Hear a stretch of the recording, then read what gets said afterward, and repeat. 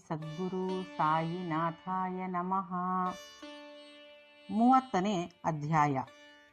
ವಾಣಿಯ ಕಾಕಾಜಿ ವೈದ್ಯ, ಮುಂಬಯಿಯ ರಾಮಲಾಲ. ಶಾಂತಿ ಸಾಗರರೂ ಭಕ್ತಪಾಲರೂ ಆದ ಸಾಯಿಯವರಿಗೆ ಪ್ರಣಾಮ. ಅವರ ದರ್ಶನ ಮಾತ್ರದಿಂದಲೇ ಸಂಸಾರ ಸಾಗರದ ಹೆದರಿಕೆಯು ನಾಶವಾಗಿ ನಮ್ಮ ವಿಪತ್ತುಗಳೆಲ್ಲವೂ ದೂರವಾಗುತ್ತವೆ. ಅವರು ಮೂಲತಃ ನಿರ್ಗುಣರು. ಭಕ್ತರಿಗೋಸುಗ ಅವರು ರೂಪ ತಾಳಿದರು. ತಮ್ಮ ಭಕ್ತರಿಗೆ ಆತ್ಮಜ್ಞಾನವನ್ನು ಕೊಡುವುದೇ ಸಂತರ ಧ್ಯೇಯ. ಆದರೆ ಸಾಯಿಬಾಬಾ ಅವರಿಗೆ ಈ ಧ್ಯೇಯ ಸ್ವಾಭಾವಿಕವಾಗಿದ್ದಿತು. ಅವರ ಪಾದಗಳಲ್ಲಿ ಆಶ್ರಯ ಪಡೆದವರ ಕಷ್ಟಗಳೆಲ್ಲವೂ ದೂರವಾಗುತ್ತಿದ್ದವು. ಅನೇಕರು ಬಾಬಾ ಅವರನ್ನು ಸ್ಮರಿಸಿಕೊಂಡು ಅನೇಕ ಕಡೆಗಳಿಂದ ಬಂದು ಅವರ ಸಮ್ಮುಖದಲ್ಲಿ ಧರ್ಮಗ್ರಂಥಗಳನ್ನು ಪಾರಾಯಣ ಮಾಡುತ್ತಿದ್ದರು. ಗಾಯತ್ರಿ ಮಂತ್ರವನ್ನು ಜಪಿಸುತ್ತಿದ್ದರು.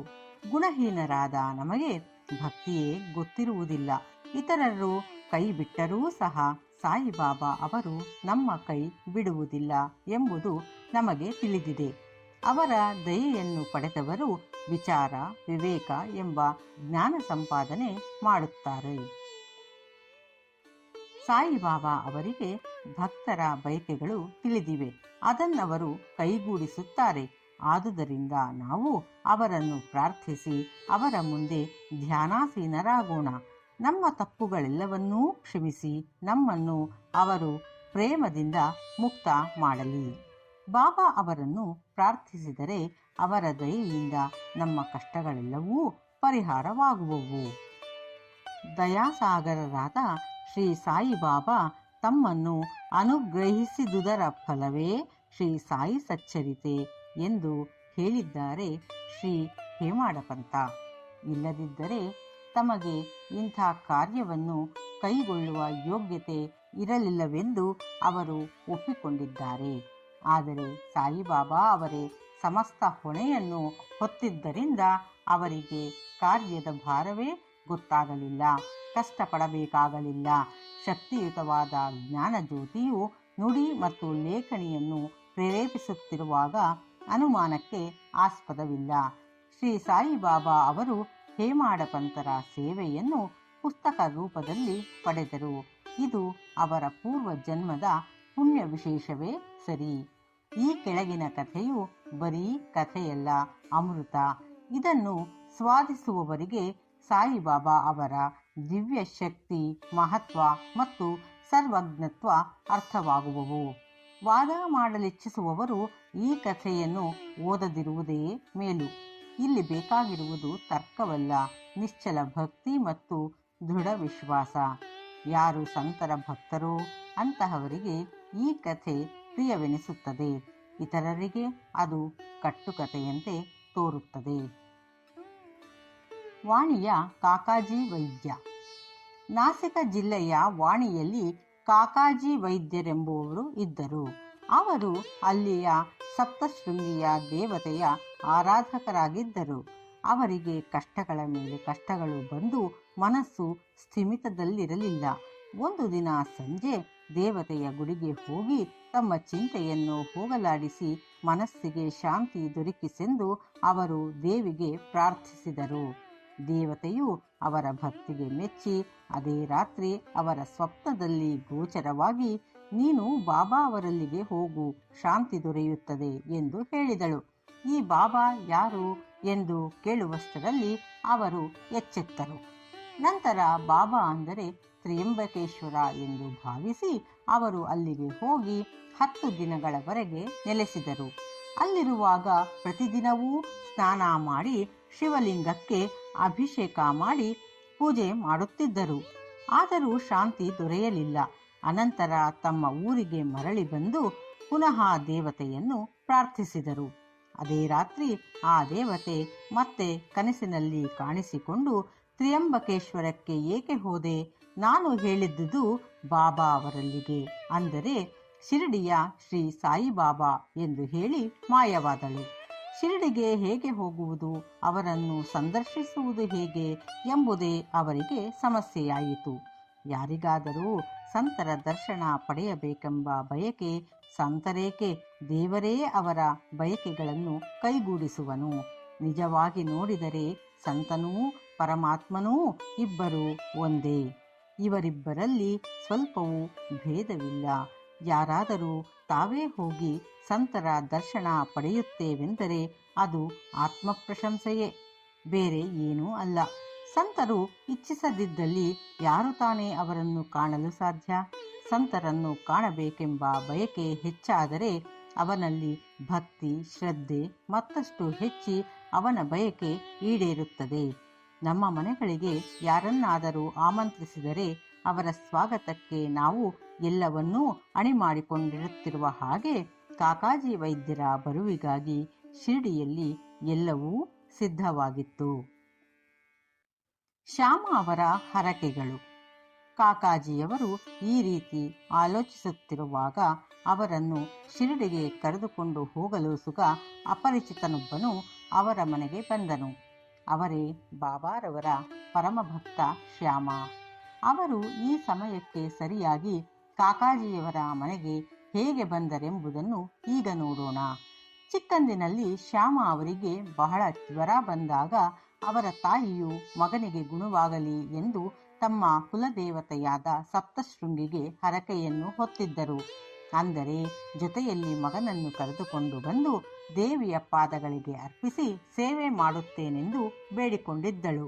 ಕೆಲವು ದಿನಗಳ ಮೇಲೆ ಅವರಿಗೆ ಎರಡೂ ಸ್ತನಗಳಲ್ಲಿ ರೋಗವಾಗಿ ಬಹಳ ನೋವನ್ನನುಭವಿಸಿದರು. ಆಗ ಅವರು ಸಪ್ತಶೃಂಗಿಗೆ ಬೆಳ್ಳಿಯ ಸ್ತನಗಳನ್ನು ಮಾಡಿಸಿ ಅರ್ಪಿಸುವೆನೆಂದು ಬೇಡಿಕೊಂಡಿದ್ದರು. ಆದರೆ ಈ ಎರಡೂ ಹರಕೆಗಳನ್ನು ಪೂರೈಸಿರಲಿಲ್ಲ. ಕಡೆಗೆ ಅವರು ಮರಣಾವಸ್ಥೆಯಲ್ಲಿದ್ದಾಗ ಮಗ ಶ್ಯಾಮನನ್ನು ಕರೆದು ಈ ಹರಕೆಗಳನ್ನು ಪೂರೈಸಲು ಹೇಳಿ ಅವರಿಂದ ವಚನ ತೆಗೆದುಕೊಂಡು ಪ್ರಾಣ ಬಿಟ್ಟರು. ಕೆಲವು ದಿನಗಳ ನಂತರ ಶ್ಯಾಮ ಇದೆಲ್ಲವನ್ನು ಮರೆತು ಬಿಟ್ಟಿದ್ದರು. ಹೀಗೆ 30 ವರ್ಷ ಕಳೆದವು. ಆ ಕಾಲಕ್ಕೆ ಸರಿಯಾಗಿ ಪ್ರಸಿದ್ಧ ಜ್ಯೋತಿಷಿಯೊಬ್ಬರು ಶಿರಡಿಗೆ ಬಂದು ತಂಗಿದರು. ಅವರು ಹೇಳಿದ ಭವಿಷ್ಯವು ಶ್ರೀಮಾನ್ ಬೂಟಿ ಮತ್ತಿತರ ವಿಷಯದಲ್ಲಿ ನಿಜವಾಗಿತ್ತು.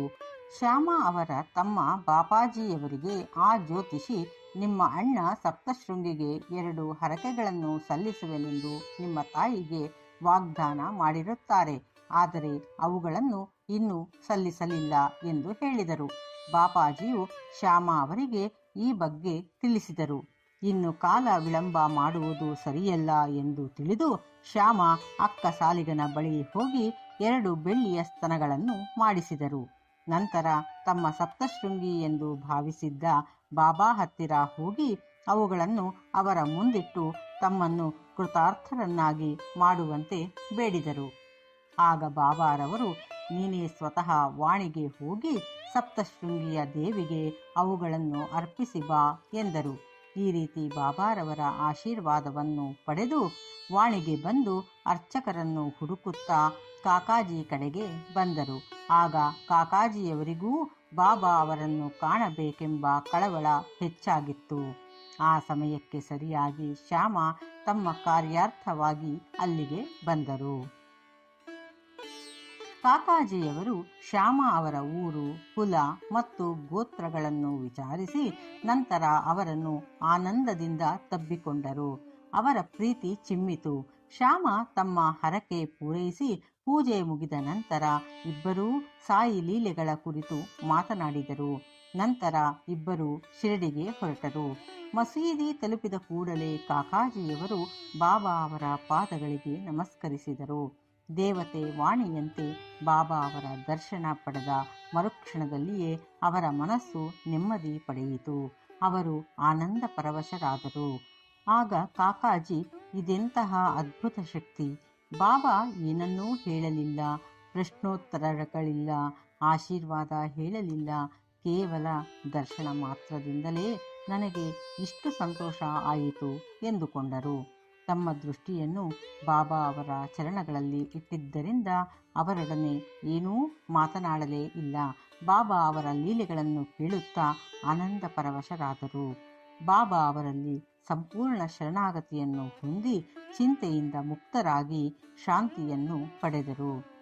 ಶಿರಡಿಯಲ್ಲಿ 12 ದಿನಗಳ ಕಾಲ ಉಳಿದು ನಂತರ ಬಾಬಾ ಅವರ ಆಶೀರ್ವಾದ ಮತ್ತು ಉಜಿಯನ್ನು ಪಡೆದು ಸ್ವಗ್ರಾಮಕ್ಕೆ ಹಿಂತಿರುಗಿದರು. ರಾಹತಾದ ಖುಷಾಲುಬಾವು. ಬೆಳಗಿನ ಜಾವದ ಕನಸು ಸಾಮಾನ್ಯವಾಗಿ ನನಸಾಗುವುದೆಂದು ಕೆಲವರ ನಂಬಿಕೆ. ಆದರೆ ಬಾಬಾ ಅವರ ಕನಸುಗಳಿಗೆ ಕಾಲದ ಪರಿಮಿತಿ ಇರಲಿಲ್ಲ. ಬಾಬಾ ಅವರು ಒಂದು ದಿನ ಕಾಕಾ ಸಾಹೇಬರನ್ನು ಕುರಿತು ರಾಹತಾದ ಖುಷಾಲುಬಾವುರನ್ನು ನೋಡಿ ಬಹುದಿನಗಳಾದವು ಎಂದು ಹೇಳಿ ಅವರನ್ನು ಶಿರಡಿಗೆ ಕರೆತರುವಂತೆ ಆಜ್ಞಾಪಿಸಿದರು. ಅದರಂತೆ ಕಾಕಾ ಸಾಹೇಬರು ಟಾಂಗಾ ಮಾಡಿಕೊಂಡು ರಾಹತಾಕ್ಕೆ ಹೋಗಿ ಖುಷಾಲುಬಾವು ಅವರಿಗೆ ಬಾಬಾ ಅವರ ಸಂದೇಶ ತಿಳಿಸಿದರು. ಇದನ್ನು ಕೇಳಿದ ಖುಷಾಲುಬಾವು ಅಚ್ಚರಿಗೊಂಡರು. ಆಗ ತಾನೇ ಊಟ ಮಾಡಿ ಮಲಗಿದಾಗ ಬಾಬಾ ಅವರ ಕನಸಿನಲ್ಲಿ ಕಾಣಿಸಿಕೊಂಡು ಶಿರಡಿಗೆ ಬಾ ಎಂದರು ಎಂದು ತಮಗೆ ಬಿದ್ದ ಕನಸನ್ನು ವಿವರಿಸಿದರು. ಕುದುರೆ ಇರಲಿಲ್ಲ. ಆದುದರಿಂದ ಬಾಬಾ ಅವರಿಗೆ ತಿಳಿಸಿ ಬರಲು ನನ್ನ ಮಗನನ್ನು ಕಳುಹಿಸಿದ್ದೇನೆ ಎಂದು ಹೇಳಿದರು. ದೀಕ್ಷಿತರು ನಿಮ್ಮನ್ನು ಕರೆದುಕೊಂಡು ಹೋಗಲು ಸುಗುವೇ, ನಾನು ಈಗ ಬಂದಿದ್ದೇನೆ ಎಂದರು. ನಂತರ ಇಬ್ಬರೂ ಶಿರಡಿಗೆ ಬಂದರು. ಪಂಜಾಬಿ ರಾಮಲಾಲ. ಒಂದು ಸಾರಿ ಮುಂಬಯಿಯ ಪಂಜಾಬಿ ಬ್ರಾಹ್ಮಣರಾದ ರಾಮಲಾಲರಿಗೆ ಬಾಬಾ ಅವರು ಕನಸಿನಲ್ಲಿ ಕಾಣಿಸಿಕೊಂಡರು. ಅವರಿಗೆ ಶಿರಡಿಗೆ ಬರುವಂತೆ ಹೇಳಿದರು. ಬಾಬಾ ಅವರು ಅವರಿಗೆ ಸತ್ಪುರುಷರಂತೆ ಕಾಣಿಸಿಕೊಂಡರು. ಅವರಿಗೆ ಹೋಗಲು ಇಚ್ಛೆಯಾಯಿತು. ಆದರೆ ಎಲ್ಲಿಗೆ ಹೋಗಬೇಕೆಂಬುದನ್ನು ತಿಳಿಯದಾಯಿತು. ಯಾರು ದರ್ಶನಕ್ಕೆ ಆಹ್ವಾನಿಸುತ್ತಾರೆಯೋ ಅವರು ಎಲ್ಲವನ್ನೂ ಸಜ್ಜುಗೊಳಿಸುತ್ತಾರಷ್ಟೇ. ಇಲ್ಲಿಯೂ ಸಹ ಅದೇ ರೀತಿಯಾಯಿತು. ಅದೇ ದಿನ ಮಧ್ಯಾಹ್ನ ಒಂದು ಅಂಗಡಿಯಲ್ಲಿ ಇದ್ದ ಬಾಬಾ ಅವರು ಫೋಟೋ ರಾಮಲಾಲ ನೋಡಿದರು.